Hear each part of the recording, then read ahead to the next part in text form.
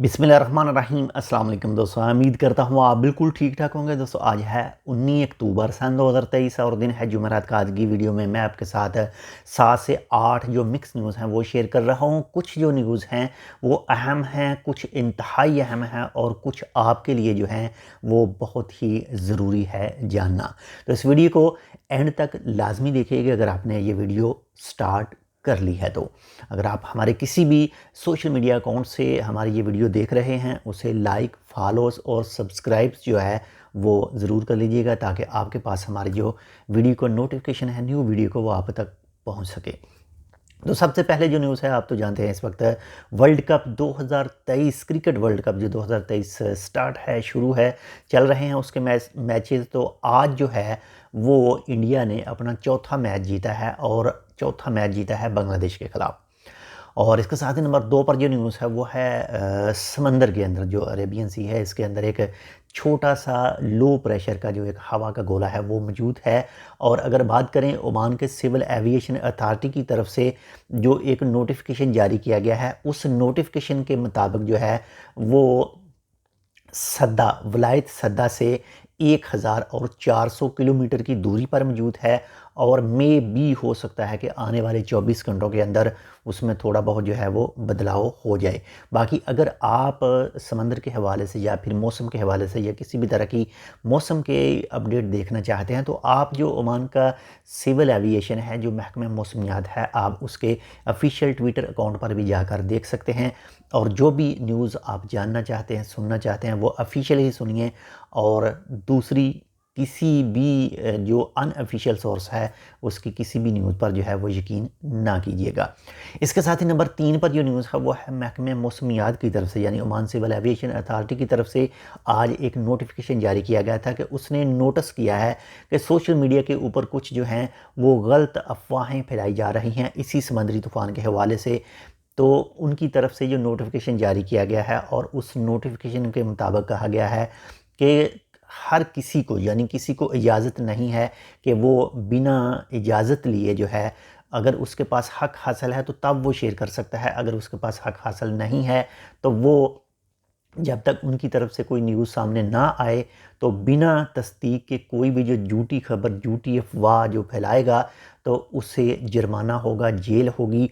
और अगर जेल की बात करें तो 1 साल से लेकर 3 साल तक की कैद हो सकती है। और अगर जुर्माने की बात करें रियालों की तो 15,000 ओमानी रियाल से लेकर 50,000 ओमानी रियाल तक जो है वो फ़ाइन हो सकता है।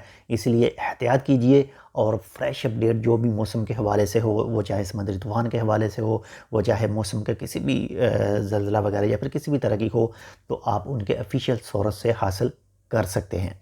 बाकी मज़ीद ये आर्टिकल काफ़ी लंबा था, मैंने आपको सिर्फ शॉर्ट करके बताया। अगर आप विज़िट करना चाहते हैं उनके ऑफिशियल ट्विटर अकाउंट का तो आप चेक कर सकते हैं।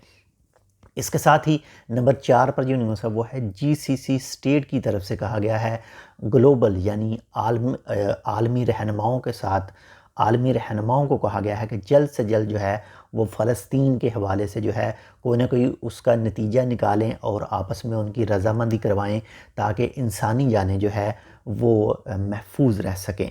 तो इसके साथ ही नंबर 5 पर जो न्यूज़ है वो है मिनिस्ट्री ऑफ हेल्थ की तरफ से जो है वो चेकिंग वगैरह की गई और एक प्राइवेट हेल्थ के इदारे के ख़िलाफ़ कार्रवाई की गई और उनके पास से कुछ ऐसी अद्वियात मिली थी जो मिनिस्ट्री की तरफ से तस्दीक शुदा नहीं थी और उनके ऊपर जो तफसील होती है जो भी ओमान का कानून है मिनिस्ट्री ऑफ हेल्थ का कि तमाम चीज़ें उसके ऊपर मेंशन होनी चाहिए, वो उसके ऊपर मेंशन नहीं थी। और ना ही उन लोगों ने ऑफिशियल कानूनी तौर पर जो है वो उन चीज़ों को मंगवाया था जो वो यूज़ कर रहे थे। तो उनके ख़िलाफ़ जो है वो कार्रवाई की गई और उनको सीपीए के थ्रू भेजा गया और उसके बाद में अदालत में गया और जो उनके ख़िलाफ़ कार्रवाई वगैरह है वो की गई। इसके साथ ही नंबर 6 पर जो न्यूज़ है वो है सुल्तान हैथम सिटी के हवाले से। आज ही इसके हवाले से एक छोटा सा आर्टिकल आया है और उस आर्टिकल के मुताबिक कहा गया है कि 6,700 यूनिट यानी 6,700 घर जो हैं वो बनाए जाएंगे और 2024 से लेकर 2030 के दौरान। और ये भी साथ में कहा गया है कि जो भी ये घर ख़रीदेंगे जैसे ही कंस्ट्रक्शन स्टार्ट होगी उस घर की तो उसके 3 साल के बाद में वो अपने घर में आ सकते हैं, एंट्री कर सकते हैं। ये फेज़ 1 की बात हो रही है। बाकी नेक्स्ट जैसे ही इसके हवाले से कोई अपडेट आएगी इंशाल्लाह वो भी आपके साथ शेयर करेंगे। आप ऑफिशियल सोर्स से भी इसको चेक कर सकते हैं। इसके साथ ही नंबर 7 पर जो न्यूज़ है वो है मिस्र के हवाले से। आप तो जानते हैं जो फ़लस्तीन और इसराइल के मबैन जो एक तनाज़ा बना हुआ है उसके हवाले से मिस्र ने जो है जो गज़ा के साथ अटैच उसका बॉर्डर था उसको बंद कर दिया था। तो काफ़ी ज़्यादा जो अमदादी ट्रक हैं जिनके ऊपर अमदादी सामान लदा हुआ है, लोड है, तो वो मिस्र के जो मिस्र का जो बॉर्डर है उसका इंतज़ार कर रहे हैं और उम्मीद की जा रही है कि कल यानी जुमा को जो है वो मिस्र अपना बॉर्डर खोलेगा और जो अमदादी सामान के ट्रक हैं वो गज़ा वगैरह में पहुंचेंगे। बाकी इसके हवाले से जैसे कोई अपडेट कि इंशाल्लाह आपके साथ शेयर करेंगे। इसके बाद में नंबर 8 पर जो न्यूज़ है वो है पाकिस्तानी एम्बेसी के हवाले से और पाकिस्तानी पासपोर्ट के हवाले से।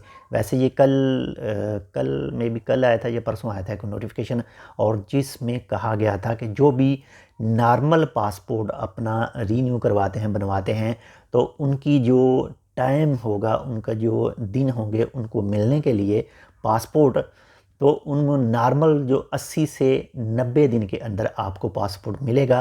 पहले जो टाइम था नॉर्मल पासपोर्ट का वो था 30 से 35 डे, लेकिन जो अर्जेंट अब कहा गया है वो अर्जेंट आपको मिलेगा 30 से 40 दिनों के दौरान। लेकिन पहले इसकी हद जो वो 15 से 20, तकरीबन 15 से 20 थी मे बी, लेकिन अब ये तमाम जो टाइम है, तमाम जो दिन हैं वो डबल कर दिए हैं। एक बार फिर बताता चलूँ, जो नॉर्मल पासपोर्ट अगर आप रीन्यू करवाएंगे, बनवाएंगे, तो आपको 80 से 90 दिन के बाद में मिलेगा, और अर्जेंट बनवाएंगे तो आपको ये 30 से 40 दिन के बाद मिलेगा। ऐसा कुछ जो सिस्टम है पाकिस्तान के अंदर, उसकी वजह से ऐसा किया गया है। बाकी मज़ीद जो है इसके हवाले से कोई अपडेट आएगी इंशाल्लाह वो भी आपके साथ शेयर करेंगे। अपना भी ख्याल रखिएगा, आपके साथ जो अटैच हैं उनका लाजमी ख्याल रखिएगा, और हमारा जो है वो आप इस वीडियो को लाइक कर सकते हैं, शेयर कर सकते हैं।